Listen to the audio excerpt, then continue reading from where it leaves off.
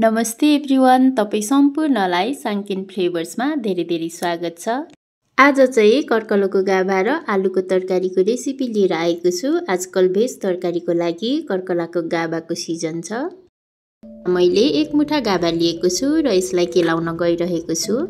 कर्कलाको गाभाको बाहिरपट्टि पातलो बोक्रा हुन्छ, यसलाई चाहिँ उप्काएर निकाल्नुपर्छ र ससानो टुक्रा बनाएर केलाउनुपर्छ।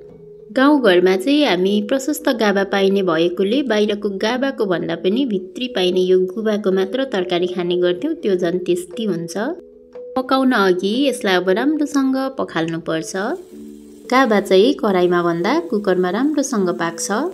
तातिएको तोरीको तेलमा अलिकति जिरा, लसुन र एउटा खुर्सानी फुराउँदैछु। मसिनो गरी काटेको एउटा प्याज पनि एड गरे।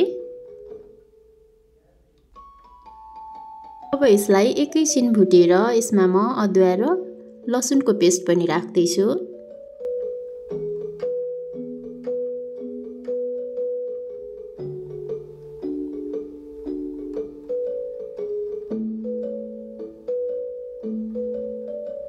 यसमा एउटा हरियो खुर्सानी पनि एड गरे।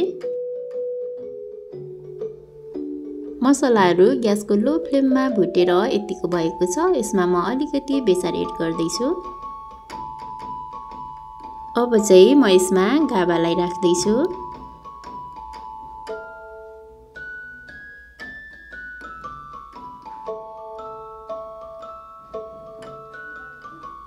गाभालाई हामी एकैछिन चलाउँदै भुट्दै गर्छौँ।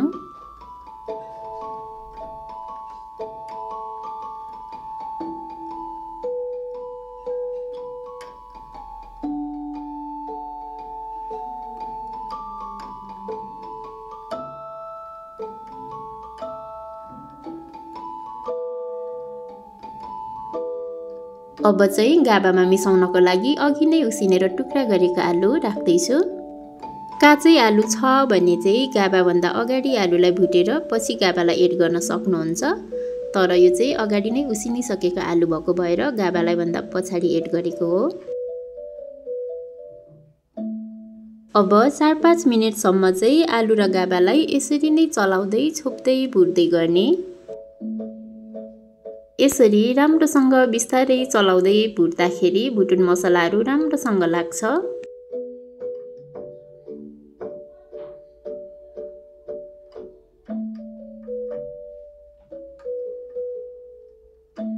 आलु र गाभा यतिको पाकेपछि चाहिँ अब कलिलो गुभा र पातलाई पनि सँगै राखेर पकाउने।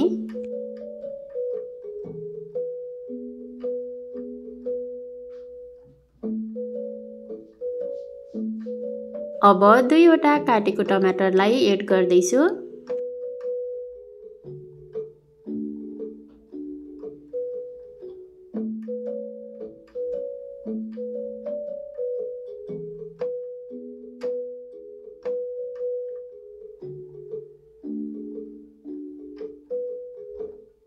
अब म यसमा 1 चम्चा जिरालाई पनि एड गर्दैछु। त्यसै गरी स्वाद अनुसार नुनलाई राख्दैछु र आधा चम्चा धनिया पाउडर पनि राख्दैछु। अब चाहिँ गाभा र आलु अनि मसलाहरू राम्रोसँग पाकिसकेको छ। अब यो चाहिँ भुट्दा भुट्दै नै राम्रोसँग पाकिसकेको हुनाले आवश्यकता अनुसार सुपको लागि झोल हालेर 2 सिटी लगाइदिँदा हुन्छ। हेर्नुस् त हाम्रो गाभा चाहिँ राम्रोसँग पाकिसकेको छ। विज्ञहरूका अनुसार चाहिँ गाभा चाहिँ निकै नै उपयोगी र पौष्टिक भेज तरकारी अन्तर्गत पर्छ।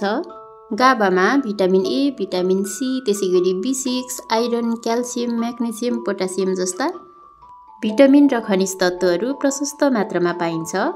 गाभाको तरकारी खानुको चाहिँ फाइदा रहेको छ। तपाईहरु पनि घरमा एकपटक ट्राई गर्नुहोला।